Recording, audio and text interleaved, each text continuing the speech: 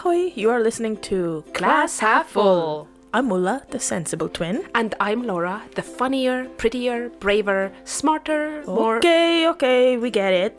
Anyway, welcome to our podcast, where we chat over a hot beverage or cold, it's completely your choice. About bits and bobs that help us feel more positive. And don't forget humor. We are very, very funny as well. Yes, anywho, hope you enjoy. Yes, hope you enjoy. We're so funny, like really funny.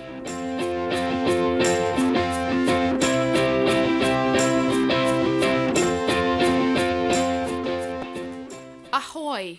Hello, Laura Lisa.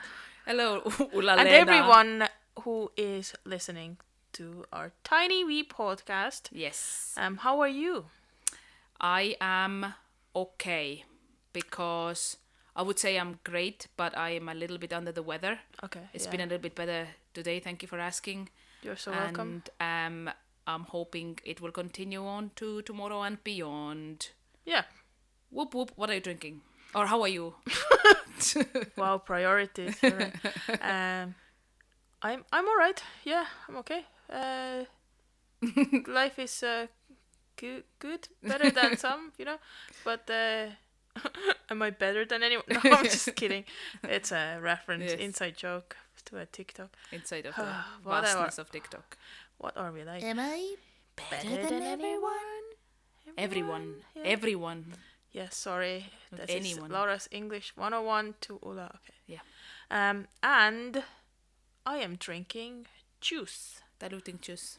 Yes, which is So sugar free. free. Sugar because free. So we are trying to keep ourselves accountable. Yes. We have gone kind of like, sugar free for a while. Me and Laura and I, in a sense that we're not going to be like 100% like pursuing that. There's sugar in everything. Everything. So it's impossible. But Impossible. like sweets and And the actual sugar. yes, like the bad snacks and stuff. I will try until Christmas, so it's 3 months. So spare a thought for us. But I've discovered a loophole. Uh-huh. Junk food. Now, I'm Hola. hoping I'm not gonna replace the sugar Tut, tut, junk tut. food. Oh, I'm hungry now. But we're gonna order something. Yeah. Because we're at Ulla's in town, where Uber delivers. Woohoo! Yeah. Vast variety. Yum. Cool. So you're okay. I'm good. Yeah. Good. Do you have any shouty outies? I do. Yes, actually. But then, I forgot to ask what you're opening up with. With drink-wise? Yes. I too have a diluting juice that you can see through medium of vision.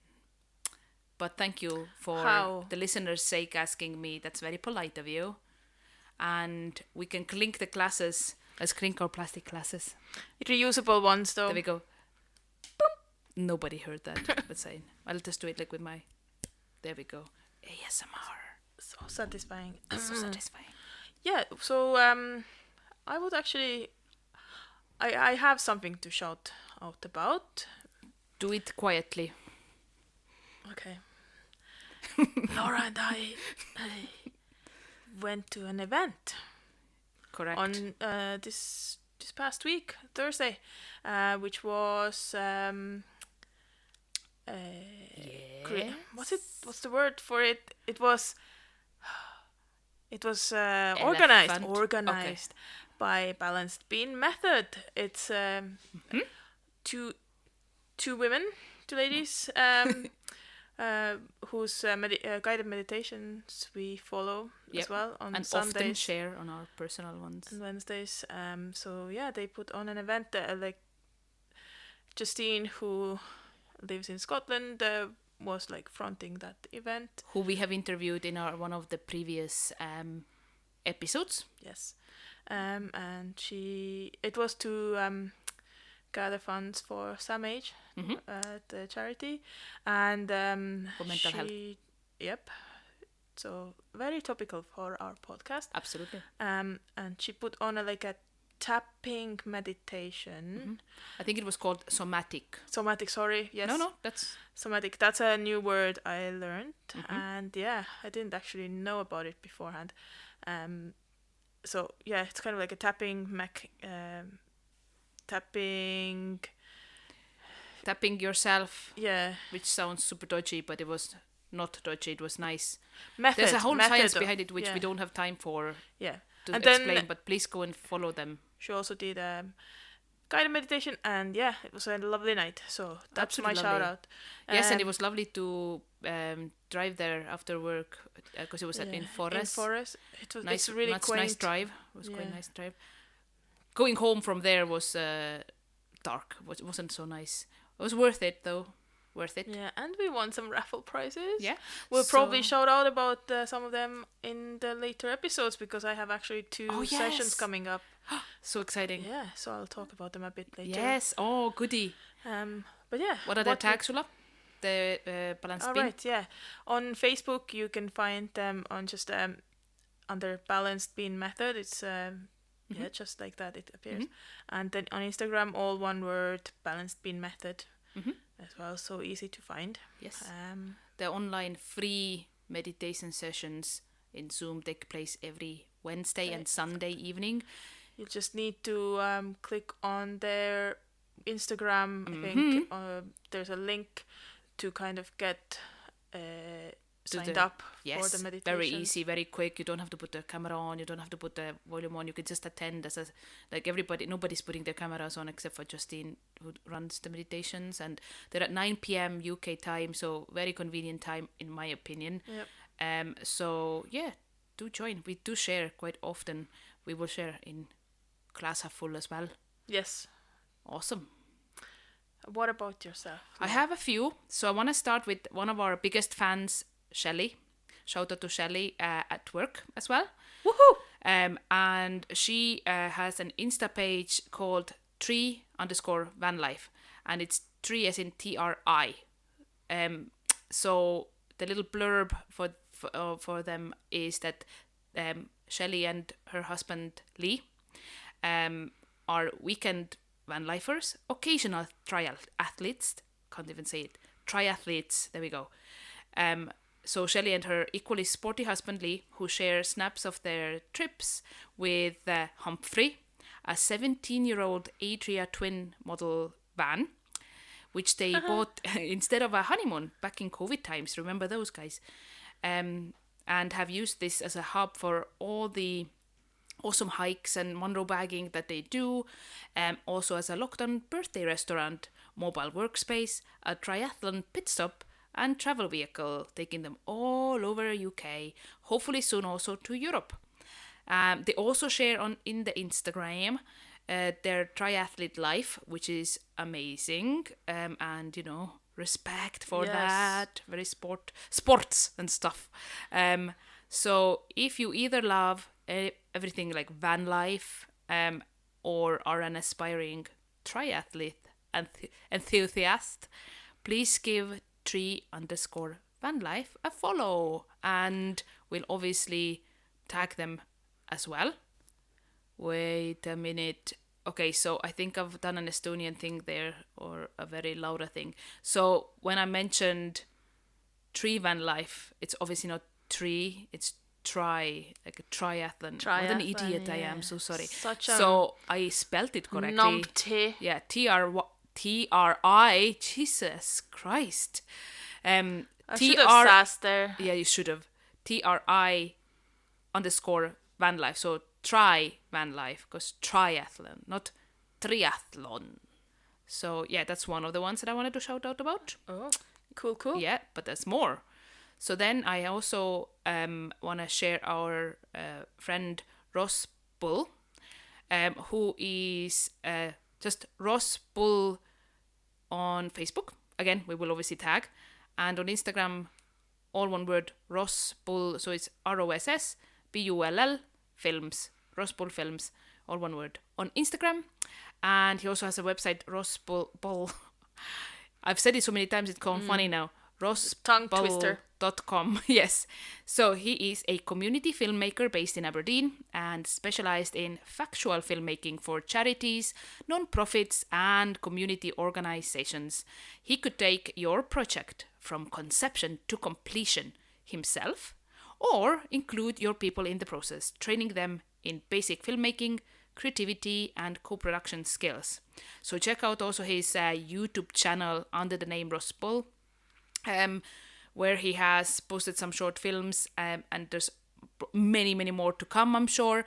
The one at the moment up is about his father and his very interesting stories. There's another one I think released literally tomorrow, so by the time you hear this there'll be probably two of that one. So it's under the title Fader, so F-A-I-D-E-R, which I think it's a maybe Doric way to say father, I want to say, but don't correct me on this. Well, or correct me on this, but don't German? quote me on this. I do not know. No, I mean, I don't know. But anyway, I've watched the first one and it's very nice. And his father is such a nice character as well, with a little chuckle. Yeah. So that's another one that I want to shout out about. And then the third one is Siona's Scissors on Facebook, and at Siona's Scissors, all one word, on Insta. So Siona is Siona. Again, I will tag. And she is local to Ellen and surrounding areas, so in Shire. She does my hair every blue moon when I finally go in.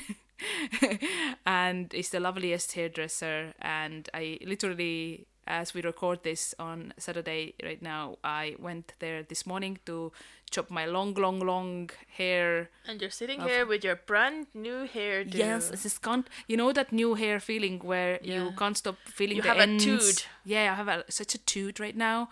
And yeah, I went in today and instantly my day was made because she walked in with her Caucasian Shepherd puppy, Oakley. Oh my gosh, so cute. I wish I was there. So, yeah, you would have gone like a couple of octaves higher than every human can hear. Like, that's so cute. So lovely. that's another shout out that I want to make. So I have 3 today. All of the shout outs are very nice, like small businesses, isn't it? Well, like endeavors, and lovely. So go give them all a follow. You're gonna learn about Estonia now. Boop boop.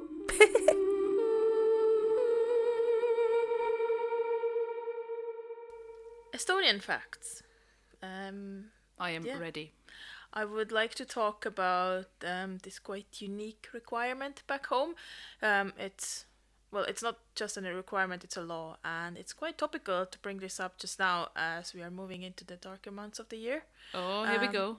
I'm talking about a small piece of plastic or fabric that makes pedestrians and also pedestrians and sometimes, also cyclists visible to the oncoming traffic. Well, cyclists won't be visible for the oncoming traffic in a way, but it's called helkur, which in English is a reflector. But helkur in an Estonian is an Estonian verb for this, to sparkle or to shimmer. A verb? I would say it's a noun. Helkur is a noun. Helkima is the verb version. And this is English. I mean, Estonia. Yeah. Oh my god. So a bit of background. Estonia is located quite north in the world, in case you didn't know, guys. And Tallinn sits at the same latitude as Stockholm, Oslo, and Juneau, Alaska. What about Inverness? I didn't check that. I think it is Inverness or even like Aberdeen. Yeah, and in the winter the days are short. They can be even like mere 6 hours on the winter solstice in December. Yep. So it's only good practice to wear something that makes you more visible in the dark. So you'd be surprised to find out though that the concept for reflectors was first invented in 1934 by a British road worker, Percy Shaw. Percy Shaw. So he was inspired by the reflective qualities of cat's eyes. Oh. Modern pedestrian reflectors were first invented in Finland, though, in 1965, so about like 30 years later. Interesting. And these are also worn in other Scandinavian countries, as well as Latvia and Lithuania. Yeah. Virtually all children and over 2/3 of adults wear reflectors, and that's largely due to a 2011 law that requires their use in darkness and conditions of poor visibility as well. I didn't realize it's a law. We had already moved away from Estonia by the time, and obviously we go back to visit, but we're not as immersed. Yeah. So yeah, a reflector protects its wearer in the dark. However, not all reflector-like items are, functional ones. There are some fashion designers who have made reflective accessories and jewelry for wearing on jackets and scarves and such things. And some are actually functional reflectors. So yeah, I think you have a badge or something, like a brooch. Yeah, some tangly things. Yes. So yeah, pretty and functional in one. I like that. So yeah, in order to ensure that the reflector can protect you to the fullest, so one needs to attach it onto one's coat or jacket. The side facing the road. So in Estonia, that would be. Well, whatever's like. Whatever way you're going. Yes. Ding, ding, ding. And so that the reflector is at 50 to 80 centimeter height from the ground. So in inches and feet, it would be about 1.5. Isn't foot they what to 2.5 foot? Like they so, like just say knee height, don't they? Dangling next to your knee. So yeah, that the car headlights can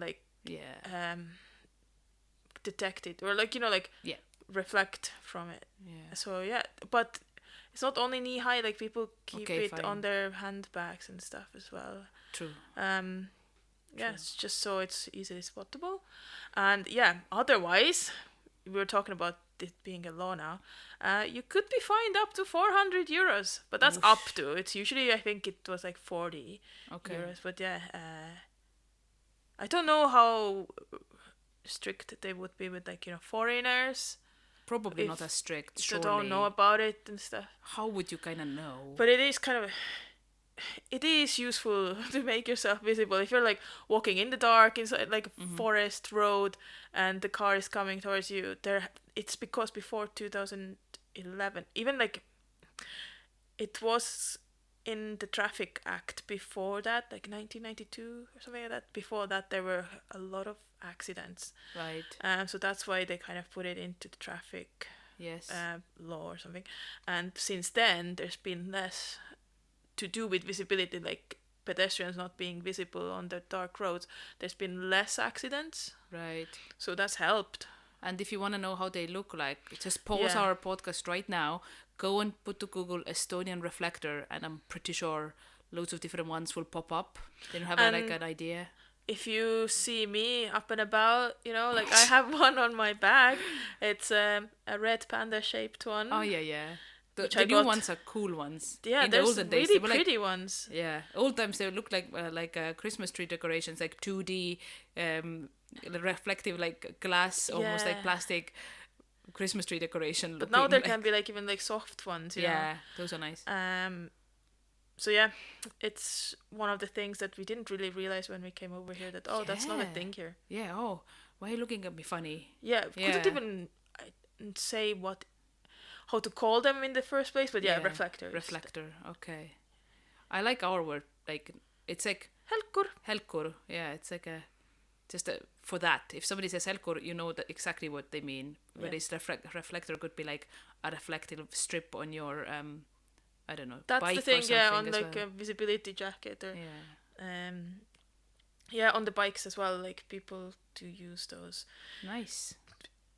Yeah, there's light on bikes, these red ones, like our old reflectors, like the very primitive ones are from the same material. That's it. Just so dangling. Picture that, but like dangling next to your knee. Yeah. Usually in the shape of like beer. Oh my god. Here we go again. Different characters as well, like Bear. children's characters. Bear. Yeah, or like just a circle. Yeah. Yeah. Very cool. Very cool fact. I like it. Cool. Offload. Minute. Now, Ulla, are you ready to moan about stuff? Yes, Always. I was born ready. I know. Are you ready with the Yes. stopwatch? I am ready with the stopwatch, yes. Also known as the timer. And I am starting in a 3, 2, 1, go. Can I just say, I am not a fan of the days getting shorter again. Cool. Or is it more like the nights getting longer? Yes. It's not that serious just yet, but I can feel it. The summer is over. Yeah, either way, it's a bit disorientating in a way. You know, you feel like it's much later than it actually is already. Don't get me wrong, I do like it when it's snowing and I'm cozy in my home and looking outside and it's dark. But when do we actually get real snow? And it's not the reality just now yet, but yeah. And when we do, there are new things to moan about, like roads being slippery and getting snowed in, etc. And yes, I do struggle with the darker times when there's only a few hours of daylight. At these nights never last a whole month here. Such is life though. Eh? 3, 2, 1. Ding, ding, ding, ding. There we go. Nice one. You didn't manage to get to the very end, did you? I was just wanting to put a more positive spin on the things, that it's only temporary. We will get back to the summertime Yes. in a little while, and that's That is it. so true. Dolce, what are you doing? Why are you going underneath the table right now? That's my rant. She's dusting. There's so many wires around. She's such a diva. The attention wasn't on her for like 5 whole minutes, so she had to do something about it. She found her toy. She found her toy, but she doesn't even care about it. Right. Cool. Are you ready now? Yes, kind of. Yes, I am. Okay. Yes, Dolce, can you? Dolce? Just ignore. No, nothing. Right. Oh. I am ready. Okay.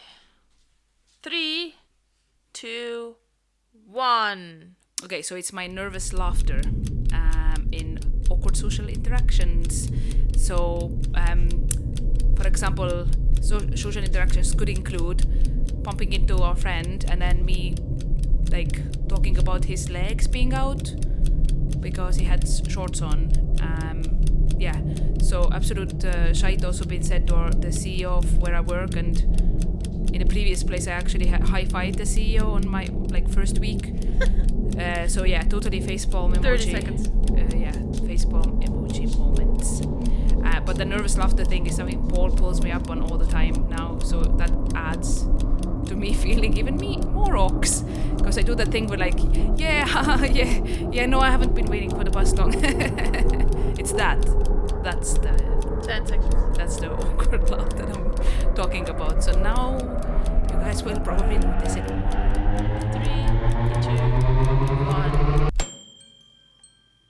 Oh, your sound is nicer than me. Thank you, Dolce. Thank you, Dolce, for completely like roaming around the room. Clickety clacking with her nails on the floor, but yeah. It adds character. It adds the character, indeed it does. Okay. Do you feel lighter? I do. So therefore, our rant is over. Guest of the month. Who is it? I do not know. Tell me who is it? I don't know who it is, but shall we find out? Okay. So hello, Katie, today's podcast interviewee. Hello. So, Katie, without further ado, what are you? Who are you? You can talk about your profession, etc. Okay. I'm Katie. I work with you at Shmoo. Do you? Yes. I've never noticed. I'm a film development Something worker. Yeah, I'm a... Rolls of the tongue. Yeah, I'm a... I can't... Film development worker? Um... It's good that you know who you are, you know. It's very important. Film, is it? Support? No, wait a minute.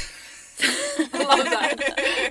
I normally know. It's just because I feel put on the spot, but I normally totally know what I do. What about 2 mics in your face? Just put on the spot there. Yeah. This I have to say, this is very, very professional. I'm very impressed. They've got fancy mics and leveler things and a computer, and it's all in a wee camper van, and it's maybe that's why I feel nervous all of a sudden, because it looks so professional. So professional. Yeah. But we aren't, so... I think it might just be on stake here. A lot is on stake. Yeah, on stake, yes. The honor of your children. At stake, sorry. Yeah. At stake. Yeah. On the stake. Yeah. Me not speaking. Me no either. Anyway, so yeah, I think as a film development worker, so we at Shmoo we make films with people to kind of help them learn skills. And I've done that for a couple of years now. Before that, I did kind of more newsy type filming. So I've always done kind of video work in various things. And I also a mum. I've got 2 daughters who are now 9 and 11. You could do a shout out to them if you want. They're obviously going to listen to Yes, this. they'll listen. They're called Bella and Susanna. Hello, my dears. Oh. Hello, Bella and Susanna. Yes. Hope you've done your schoolwork. Yeah. They Go to bed.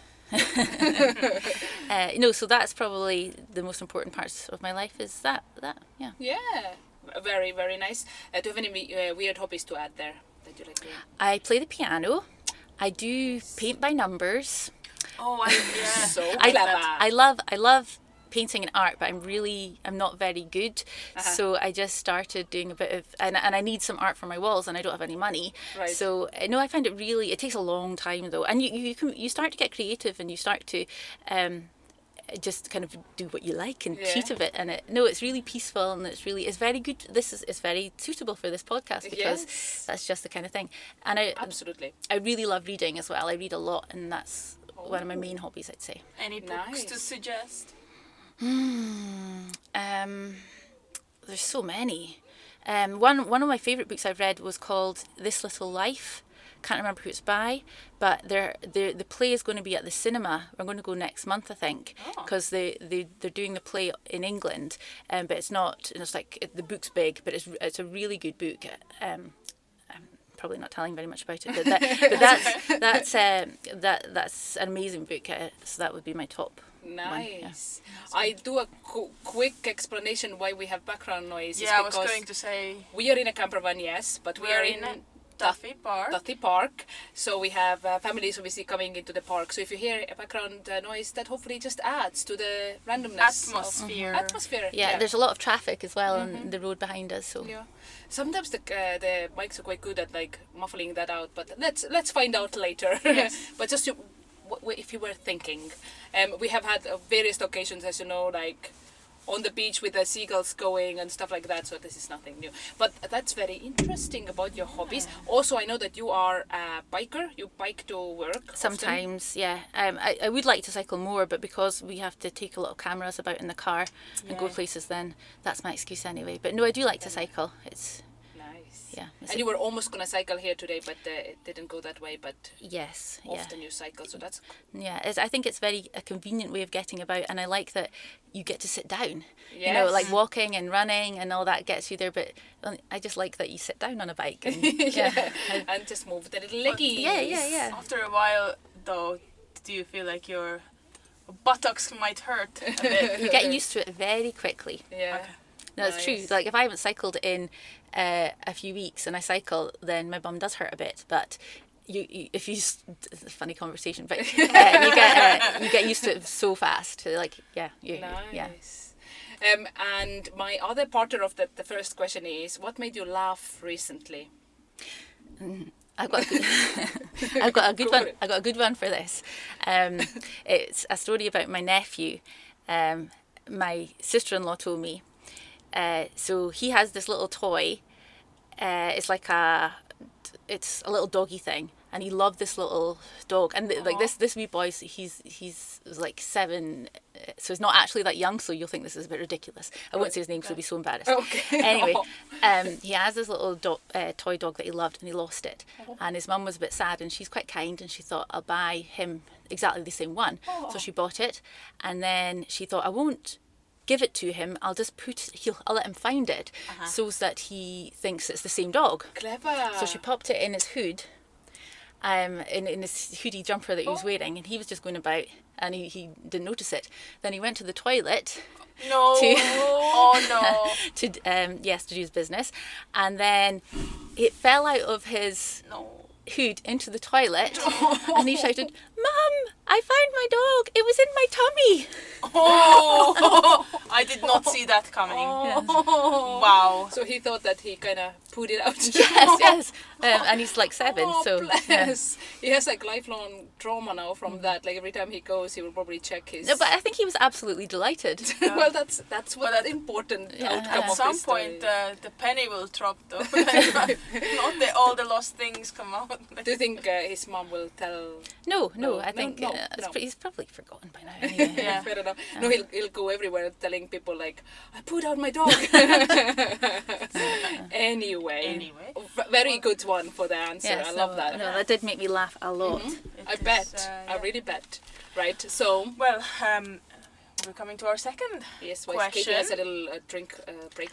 Interval, yeah. Yes, of course. Glass is half full of water. Yeah. Yeah, water. We endorse that. We endorse. Drinking water. Glass. The word glass. Okay. Anyway. So yeah. What is on your aspirations list? There could be a few things. Yeah. Is this like? I'm sorry, I didn't actually think of I didn't plan answers. Is this more organic this way? So can I say like what I'd love to do? What a good job that I'd like to do would be? Yeah. Could be a job. Could be like a place that you want to always travel to. Anything really. I'd like to do kind of same as I'm doing, like doing videos and stuff, but I'd like to be able to travel a bit with it, or make like documentaries about like other places or stuff like that. I think I'd really like to do that. Nice. That would be really interesting. I'd also like to be content. Yeah. Generally, That's a good one. That's a good yes, one. that's what I'm always aiming to do, is kind of find a good work-life balance and not stress too much, and try and do all the things I want to do, but not get too stressed. I think that's a really good answer, and very relevant to our podcast as well, to try to be like staying positive, which is hard sometimes. I definitely think that that's something, as you get a bit older, you start to think, like when I was younger, I suppose I'd just be like, I want to do this, I want to do that, and you start worrying about where you are in your life, and you know, you think about your ambitions, but now it's more like trying to, because I know how lucky we are in, you know, where we live and what we do, but it's just trying to enjoy that almost. You care about other people as well and all that, but you know, trying to enjoy life, you know, and take a moment and appreciate what you have.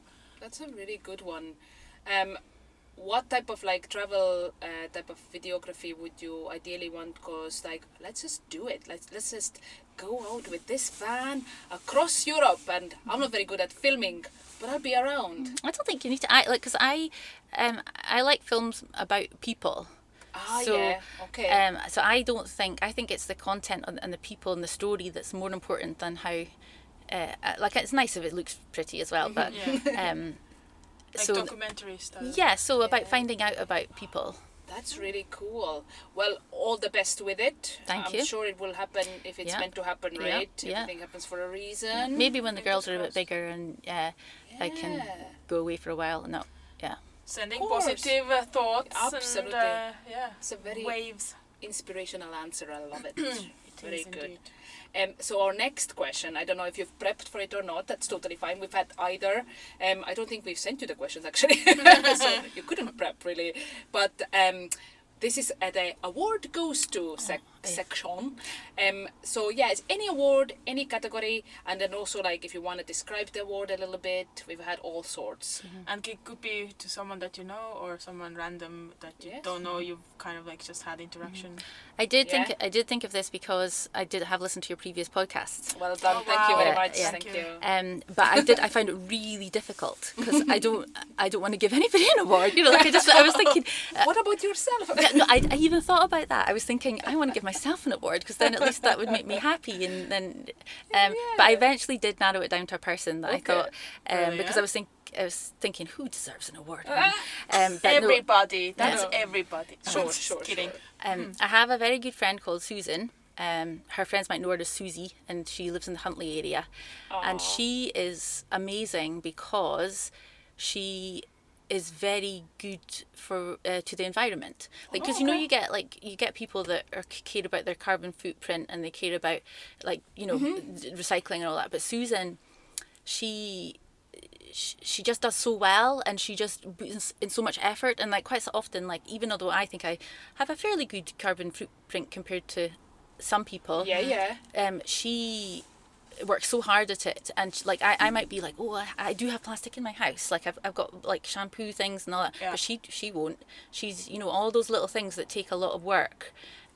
She's so figured good. It all out. Yeah, and she lives in the countryside in Huntly, and she's got a little kind of wee farm type thing going. So she grows her own food and stuff too, and she cycles her 2 children to work on a few miles in the back of her wee thing. And she works hard, it's not an easy thing to do all these things that she does. But I just feel like I think it's because she's got such a conscience, she feels so guilty about things, but that she, but no, I really think that she deserves a prize. Oh, nice. So would it be like, what would be the name, like a green bean or something? Oh, that's a good one. Green Bean Award goes to Susie. Yeah. Oh, I love it. It's a very good one. Yeah, shout out to Susie. Very topical as well. There you Keep go. doing what you're doing. Yeah. Well done, Susie. And how would the award look like? What do you think? So not for on plastic then? Definitely not plastic. And would I know I'm not really going to give her an award, but would I get this award for free, or would I have to buy it? It's just because if it's all imaginary. Okay, so I would whichever. So I would give her like a bar of gold. Oh, well done. Because then That's she nice. can cash it in. And get more means to be even more green. She could get like a windmill or something. Oh my god, yes. That's a good one. I like that. Or like a solar panel. So then that's more like a prize. Who wants a statue if you can have a prize? Absolutely. I did not see that coming. True, I thought it would be like in the shape of a tree or something like that, made out of like bark. Bar of gold. Here you go, Susie. Simple, practical. I love it. Very good. So Susie, there you go. You have to make sure that you make Susie listen to this bit. I will. Only this bit, though. Only this bit. Yeah. The rest is absolute shite. I'm sure she would love this podcast, actually. Yeah. Well, there we go. We're always up for like more followers, but never mind.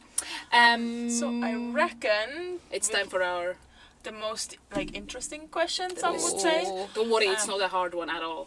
It's a nice one. Thank you. So it's our mystery question, and to our mystery guest. It's not very mysterious, Katie. Not much of a mystery anymore, but So, what's in your childhood? What was your weirdest toy? Yeah. My weirdest. How did they look like? What was the name? If you had a weird toy. Did you have toys? Did you play? I did have toys. Yay. But I don't think I had weird toys. I think I was. Well, like, what kind of weird toys did you have? I mean, or like a blast from the past. I don't know, like something that was like. Maybe that's like, that's. I know what I did have. Was a strange thing for a little girl to have, because my brothers were really into Star Wars, and so I got 2 older brothers, and I used to like want to be like them. So do you know, like in Return of the Jedi, that Rancor monster, that horrible monster that Luke Skywalker goes into the pit. Oh yeah, and there's that big. Is it from sand or something like it's poking? No, that's the worm. That's Jabba maybe. But it's the horrible monster, and he has to. He battles. It's a big dribbling brown giant thing. Anyway, it's called Rancor Monster, and my brothers had one. It was a big plastic thing that chomped, and I used to put it in my wee Dolly's pram, and my mum says I used to like push it along the street, and then people would come and look at the nice dolly, and then get a massive fright when they saw Rancor staring at them. This is literally what we hoped for, or something Gold. like that. That's great. Yes. We don't know how the monster looks like, but we're gonna Google it after, and I'm sure millions of our listeners know because can relate. that's how many listeners we have. So that's awesome. And then my little add-on question is, because obviously you have 2 daughters. Yes.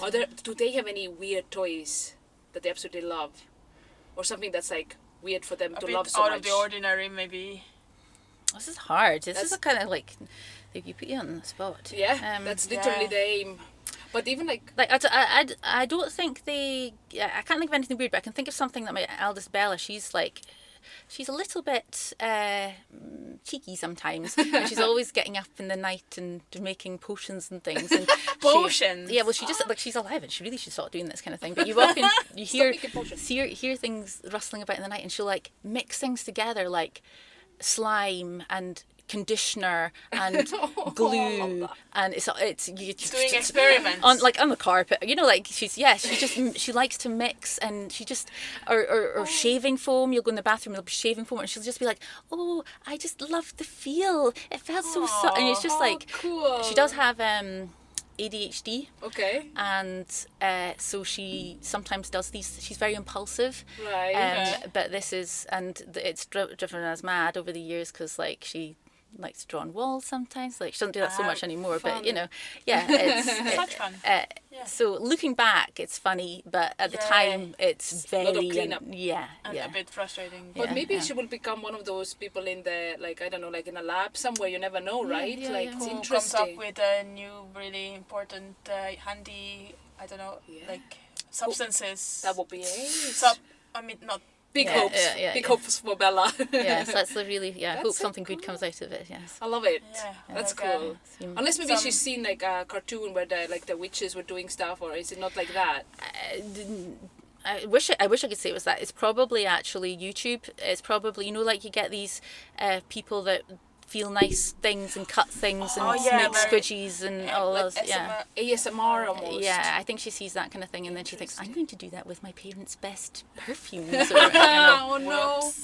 Oh, that's a good one though. She but lock some stuff away. Fair enough. Mm-hmm. The choice of parenting, I guess. Yes. Well, we only have one more question. We spoke about it a little bit behind the van, which sounds dodgier than it was. If you had any shout outs. Oh yes, and I thought of my brother, my eldest brother Andrew. Shout out to Andrew. Yes, he's a musician. He lives in Glasgow. The musician part's his hobby.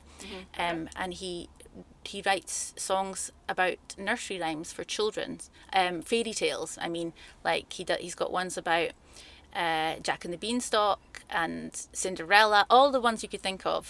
Three Little Pigs, the Billy Goat's Gruff, Chicken Licken, all of them. Humpty Dumpty.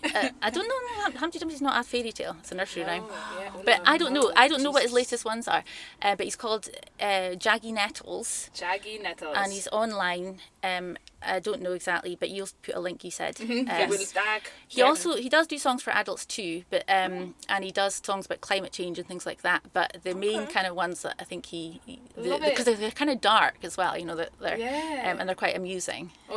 So quite niche. That's pretty cool. We haven't had a shout out to a musician before. Musician, enunciate, Laura. Yes. So that would be cool. We'll definitely tag his Thank things. you, I think thank the you. one that you said was in Apple, not Apple yeah, Music or something. I think I saw it in Apple Music or something yeah, like that. We will do some digging. Yeah, absolutely. Thank you very much. And thank you for coming on to our podcast this month. Thank you. It was fun. I still feel a wee bit scared, but it was fun. Honestly, you've done amazing. We've all enjoyed it. I'm sure the listeners have enjoyed hearing about you and your potion-loving daughter. And shout out to Bella and Susanna. I don't know, my memory is so bad, sorry. Is there anything to add in the end that you would like to just add tell them anymore? now through the medium of podcast to tidy their homework. rooms. Tidy the rooms. Please tidy your rooms, Bella and Susanna. Practice your piano. Practice your piano. Yes. There we go. Yeah, you've heard it here first. Mommy will be home in a minute. But thank you very much, Katie. We'll finish there, and it was a joy to have you in our van. Woo! Thank you very much for having me. Thank you. We'll clap now in the end. That's a new thing now. There we go. Hello. You have reached our voicemail. Please leave your positive message after the beep. Beep. Only kidding, I'm still here. Anyway, call us back. So, for this month's positive news, the reason I wanted to talk about this topic is because during an episode of my guilty pleasure TV show Below Deck Down Under, so the Australian version of it. Australian. Okay. Yeah. So it's a show about a yacht, a luxury yacht crew in Australia. And there was an episode where they helped to replant some baby corals onto the seabed. So, okay, when I say baby corals, obviously not like, oh, goo goo gaga, like baby corals. But beginnings of corals, like, I don't know how to call them. But artificially, or I don't know if it's artificially, anyway, I should have maybe researched more. But they helped to put the grown bits of corals back onto the seabed. So that made me feel like I wanted to know more about what's happening right now in the Great Barrier Reef. Obviously, we know that it's like in danger and yada yada. So this news is from goodnewsnetwork.org, and it's about the amazing de-seaweeding results that volunteers have had at the Great Barrier Reef in Australia. So everyone knows that de-weeding in your garden has good results for the plants, and we do it regularly. Those of us who have plants and everything outdoors, and obviously it is the same underwater. So following a volunteer seaweeding program launched in Australia, scientists are witnessing compounding coral recovery both in quantity and diversity, and suggest that this simple method has the power to transform degraded reefs overrun by macroalgae. So in a balanced ecosystem, apparently, the macroalgae is kept in check by the size and health of corals. But as extreme weather events or coral bleaching causes some sections of reef to die, macroalgae has no other neighbor to keep a check on its spread. So over a period of 3 years, the Joint Earthwatch Institute program has organized volunteer citizen scientists to help remove the macroalgae at 2 experimental reef sites. And the results of the first 3 years of work and study have now been published, and they show a 600% increase in coral recovery rates. So it's amazing. So yeah, just like weeding your garden, every time the scientists return, the seaweed is growing back less and less. So this method could provide lasting benefit without requiring endless effort, one of the scientists said. The sites were located in the central zone of the Great Barrier Reef at an inshore location called Yunbanun, or Magnetic Island. The importance of the study is that a lot of reef recovery efforts globally are powered by expensive, high-tech, and experimental solutions. So the study hoped to show that manual de-weeding was just as effective, and thereby encourage organizations or nations that lack the tech or funding of a country like Australia to pursue seaweeding as a way of protecting their corals. The aim is to employ these methods in French Polynesia, Indonesia, and even Singapore, where experts have identified out-of-control macroalgae spread along coral reefs. So let's hope they do it. Go for corals. Then I can go and scuba dive, or at least snorkel with my wee snorkel that I got from Amazon in there. That would be awesome. So yay! That's pretty much it. Any thoughts? Yeah, just in the beginning you said like baby corals, so probably weren't really sure what they are classed as you could hear. Yes, I wasn't sure. So, did you Google? Yeah, I had an inkling, but I needed to make sure. Go for it. And Yeah, they're actually animals. They are mistaken for plants Yes. or rocks. Yeah. But they're actually animals. So It's what do like, what do they call young corals? Is there a name? like No? a baby coral, like Baby you said, corals. I think. Well, there we go, baby corals. That'll be the title for our podcast. Baby corals. But yeah, the problem is like that they get calcified or something. Like, like if it's That's maybe pollution and stuff, that's how they Yeah. die. Like, so Yeah. instead of really, really colorful reefs, they're just white. They're Yeah, calcified. I think that's why they call it bleached. I was Yeah. like, someone goes down there to bleach them? Why?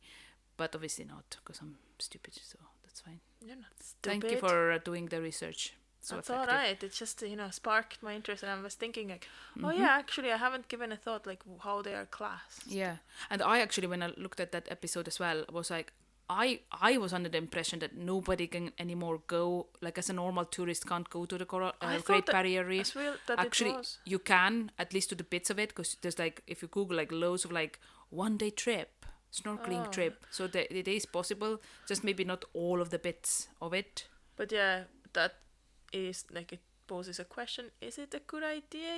Maybe they should limit. Maybe they do limit it. Yeah. I don't know.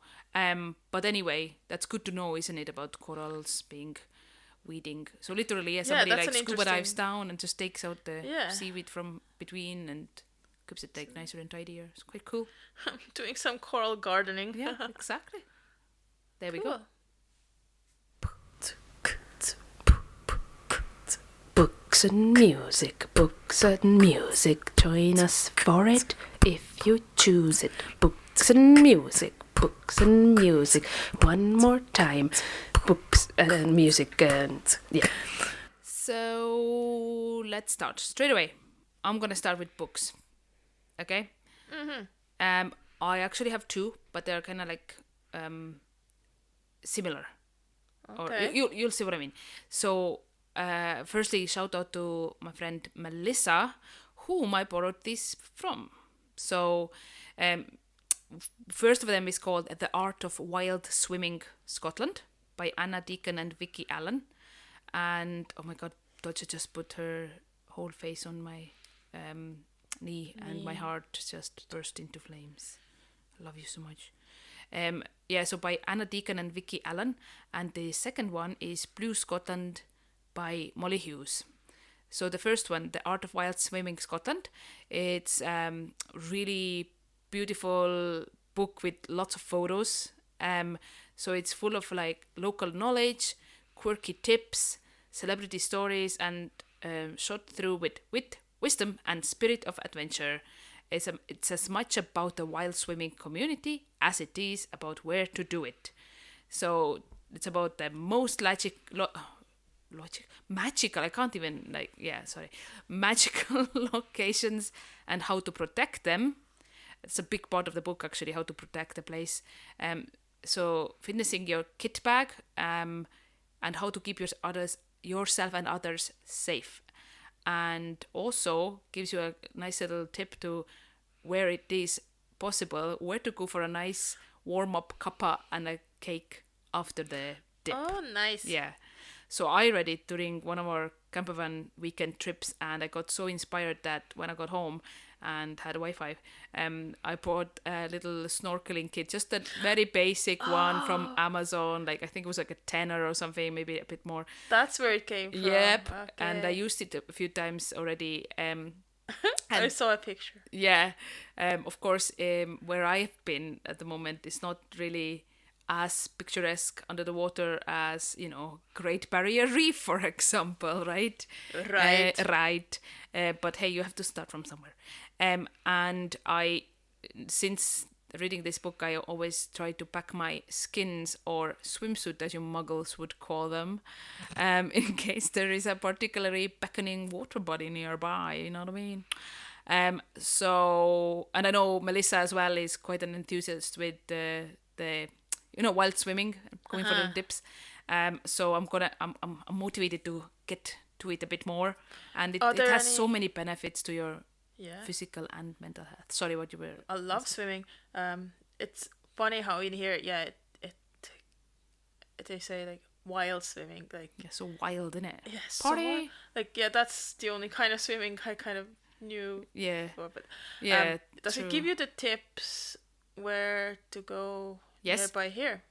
Yeah, it's all over Scotland. Some places were in Aberdeenshire as well. Cool. And yeah, it gives you like the I think this one gave you three words location, and what like park, how long from or was it the second one that I'm gonna talk about? But basically, it definitely gives you like where it is, what's near, like a cafe, for example, and stuff like that, and what to look out for. Obviously, the beach ones, they very much say it's good to have the floating like device nearby, like to alert where you are, or wear a very like bright bubbly hat, which they did because obviously oftentimes in Scotland the weather is quite chilly. So also gave tips like how long to go in for. It's not about the length at all. It's even like one little quick dip. It was very like inspiring, and yeah, it has a lot of like benefits, and it kind of helps your body to get out of the a flight or fight situation as well. It also, I've heard it helps like with inflammation and things. Yeah, like, exactly.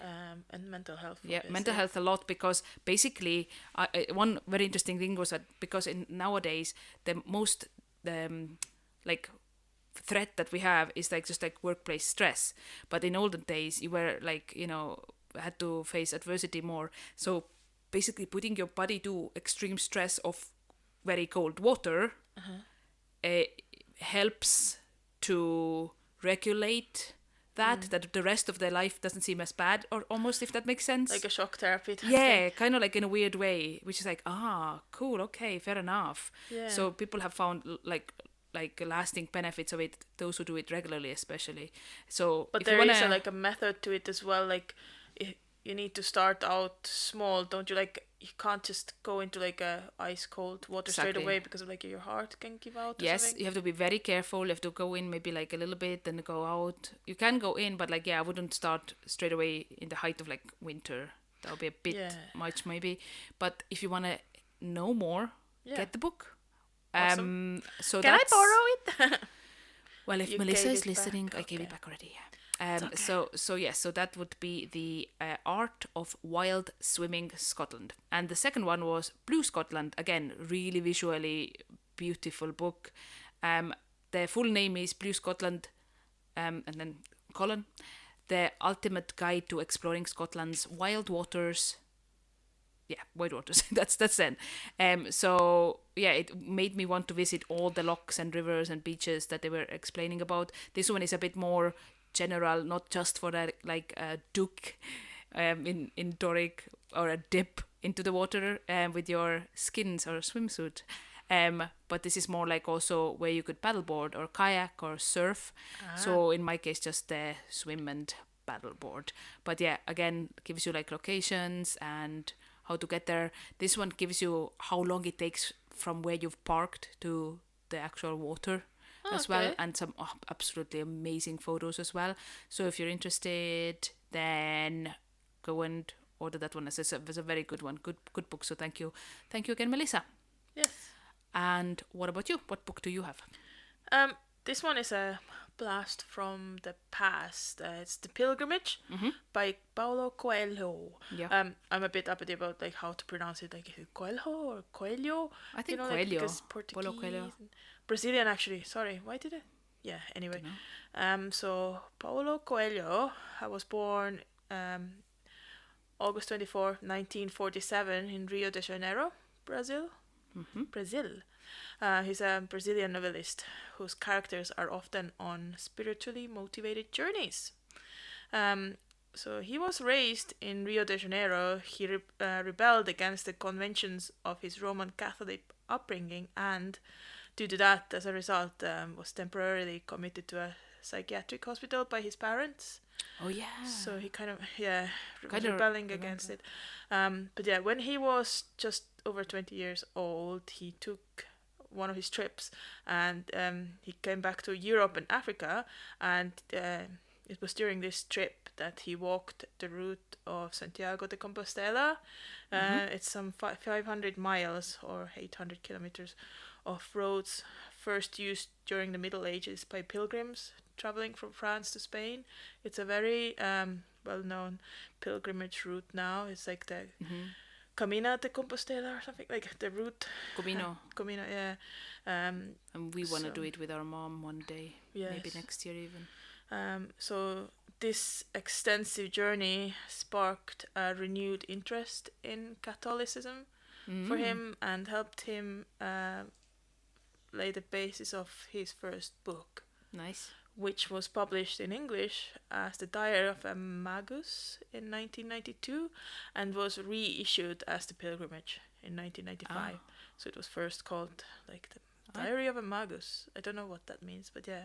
Okay. So as mentioned above, it's a recollection of Polo's experiences as he made his way across northern Spain on a pilgrimage to Santiago de Compostela, and the novel serves as a part of like an adventure story.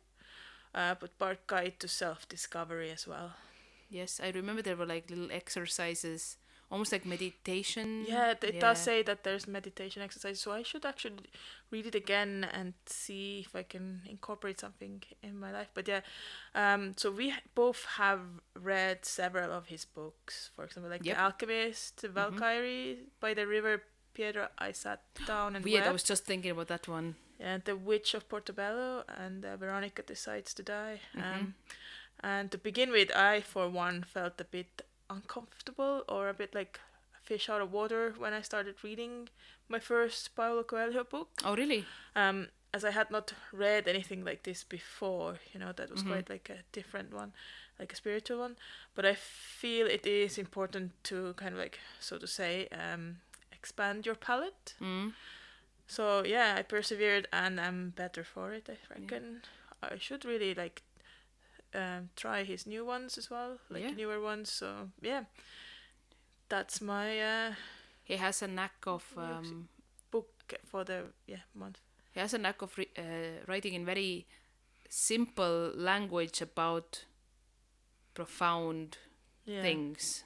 Which is I think good. Up until then I've had just kind of like read adventure books or something. Nothing like that deep. Babysitter's Club. Yeah, something like that. So yeah, it was when back home, in was it in the high school or uni or something? So might have been. Yeah, was Cool. still quite young. But yeah, I would recommend. Nice. Okay.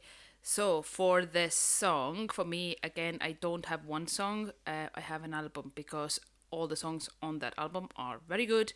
So it is Regina Spektor, and it is her new and 8th album, Home, Before and After, released in 2022. So Regina Spektor, to those who don't know, is a Russian-born American singer and songwriter and pianist, and she's quite famous for her quirky style.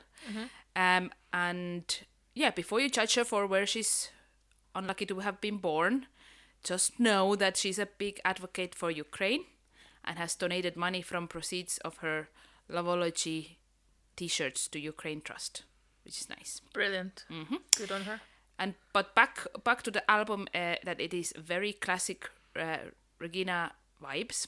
It's lovely, quirky, really nice. Again, simple. It's like when I was talking about Paulo Coelho, simple but profound. It's also like Regina Spektor's like what lyrics are that. My favorite song of that album is What Might Have Been, and it has a really cool, like, catchy chorus. And Deutsche, if you could stop chewing your toy bone snack thing. What is he meant to do if she has it in front of her? All of this episode, it's like, anyway. Dolce's takeover. I know. So as I was saying, Dolce, the chorus is really cool. Like has lyrics like canary yellow, mustard yellow, yellow tear stains on old pillows, and there it goes on to other bits, and it's just straight was like, it's like memorable lyrics. I don't do it any justice at all, but just listen to it. I also love Raindrops and Becoming All Alone. And yeah, literally another album that's full of songs I love, and it doesn't happen lots. Lovely. So give it a listen. So Regina Spektor, I got it on Spotify. And yeah, Home, Before and After is the album. Nice one. Nice. Yeah. Yeah. Fit about you. So I also don't want to just mention one song. It's more like a band that I would like to talk about a little bit. Yeah, we greedy today. Yeah. So it's Wheatus. Another blast from the past. Teenage dirtbag baby.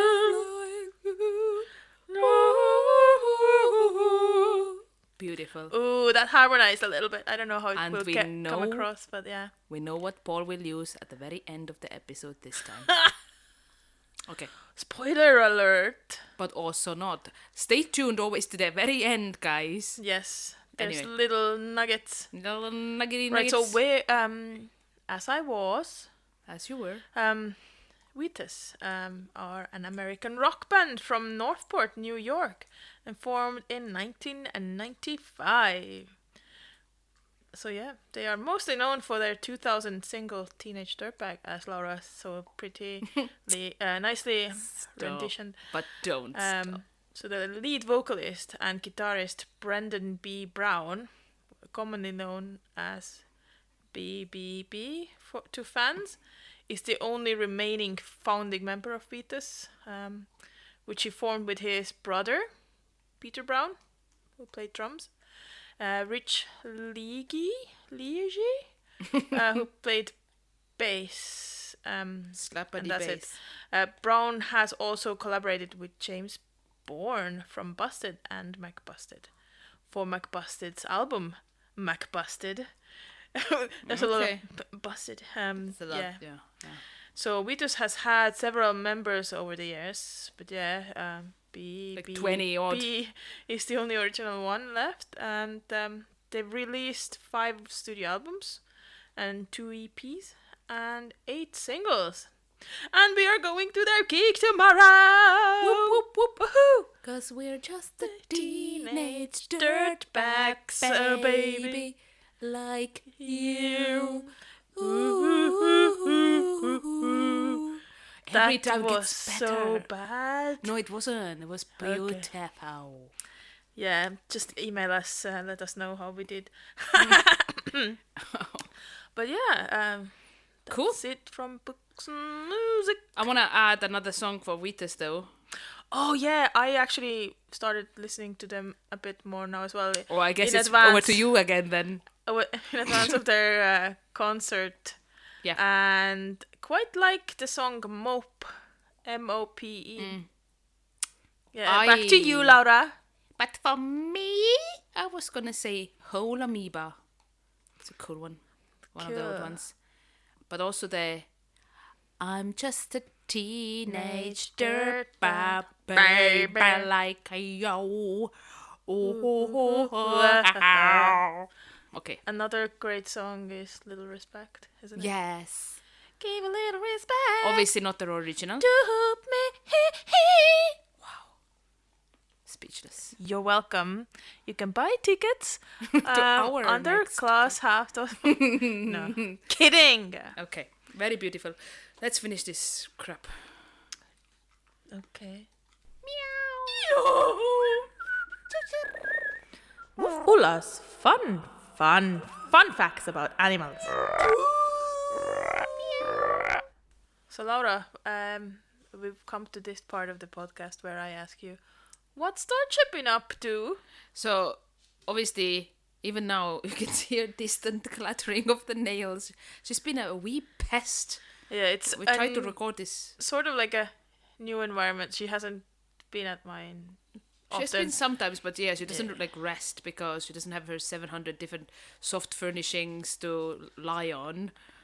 But yeah, she was like loudly eating her treat. But other than like today, what she's been up to annoyingly is biting her skin. And the hair is coming off like she looks like a patchwork quilt. So annoying. No, she doesn't. So we need to put like what we call the bettering cream or like anti, I guess, itchiness or whatever cream on those patches. Like she has them like near her butt or like on her thighs. So we have to put them on to stop her from scratching her wee bum off.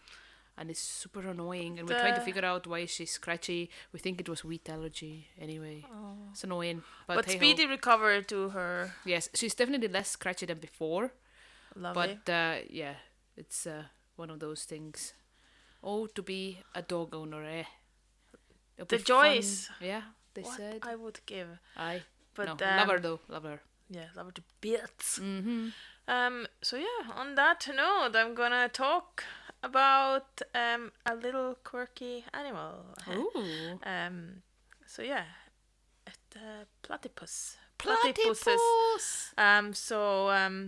In English language, the plural for platypus is not actually agreed upon. So there's 3 forms, like platypuses, platypi, or platypods.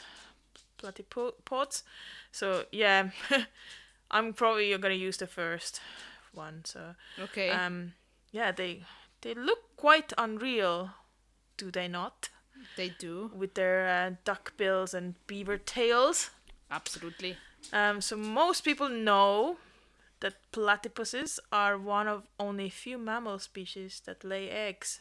Mm-hmm. So yeah, but did you know that they don't actually have stomachs? No, I did not. They've lost their stomach through evolution, but the reasons for that are unknown. Do you honestly mind? Sorry, Ulla. Now she's underneath the... Hello? Seriously? Bit bored. Can you sit? It's... Could you please sit down? Not all shits and giggles, is it? Where are you climbing to now? Where are you going now? Sorry. She's just trying to find a space. Yeah. Like there's a massive Dodger-shaped gap between myself and our sound guy, Paul. Oh my god, did you hear that? Yeah. Okay, anyway, continue. Should I continue? You should. So as I said, they've lost their stomachs in the evolution, but we don't know why. Because apparently they don't need this acid secreting digestive organ. But I haven't looked more into how their digestive system works, because that's not fun, Yes. But yeah. Ooh, testy. Also, the male platypuses have venomous spurs, so that's not a very positive and fun. But this venom spurs. What's so that? I think it's the bits on their legs or something. Sharp bits. Okay. And females don't have them. But yeah, this venom is not lethal to humans, but small animals it is. But it can cause chronic pain, actually, and there's no painkiller that you can take for it. Sorry, I have to comment. Dodger was just looking through my chair's back of the chair. She's literally the worst right now. Sit. She's acting up. Sit. She hasn't had her nappy nap. 7 nappy naps per day. Okay, anyway. So I said that the venom can cause chronic pain and there's no painkillers for Ouchie. it. Or also can cause nausea and cold sweats. Such fun. Such fun. But what is interesting is that this venom could actually potentially help scientists create a treatment for type 2 diabetes. Oh, wow. Yeah. That's cool. I'm not getting into the scientific stuff, but yeah, just that's boring. Look it up. If you're interested in it, look it up. It's to do with glucose levels and such like. Perfect. They only live in a small area in Australia. But very Australia heavy this episode. With the Great Barrier Reef of... All right, yeah. That's how much I pay attention. What comes out of my mouth. Literally 20 minutes ago, but hey ho. Yeah. Similar to squirrels and chipmunks, platypuses also have cheek pouches where they store food for a short while. Me too, I have that. Yeah, I can put some stuff in my cheeks as well. Mm-hmm. And much like beavers, they use their tails as fat storages for, rainy days. Cool. Also, they don't have, teats? Teats. The scientific word. Nipples? Well, yeah. From where their young can suckle. Instead, they release milk from pores in their mammary glands, giving the popular notion that platypuses kind of like sweat milk. That's in like quotation marks, sweat milk. So yeah, that's quite odd. Disgusting. And adult platypuses don't have teeth. They grow hard, keratinized pads that help them mechanically crush their food. But it's like kids, like small platypuses have teeth, but they fall out, like, you know, like human teeth. Yes, so they're like an odd creature species. They were thought to be like a hoax when first people met them. Right. So yeah, do you know what a group of platypuses is called? Oh my god, literally, look what I've googled. I was gonna ask that from you. So yes, I do know, and my wild guess is paddle. Wow, where do you get your information from? That's correct. Yes, I'm just very smart. And the name for a baby platypus is a puggle. Aww. And the baby platypus who has one wizard parent and one human parent is called a muggle puggle. This joke is courtesy of World Wildlife Fund. Okay? That is so funny. That is funny. Yeah. Well done. Yeah, Clap, yeah. clap. That wasn't me. But yeah. And then last but not least, no one knows why, but when these small brown creatures are put under UV lights, they give off a biofluorescent green-blue glow. Interesting. Which is strange, but even stranger are the people who keep putting them under UV lights. What are those people doing with their time in it? But yeah, that's it. Fun. That's platypuses or platypi or platypodes for you. Or paddle. Paddle of platypui pie. Or just, paddle. Or puggles. Yeah, very good. I enjoyed it. Cool. Do you feel smarter? I feel very You is smart. Thank you. You is I important. feel smart. Thank you. Bye! Bye. You've been listening to Glass Half Full. Hope it added something positive to your day. Please follow us on Instagram at classhalf.full or email us at classhalf.full@gmail.com. We're now also on Facebook. We've been the Klaas twins, and we will be back again next month with more positive vibes. Namaste. No, namaste in bed. Oh. Oh well.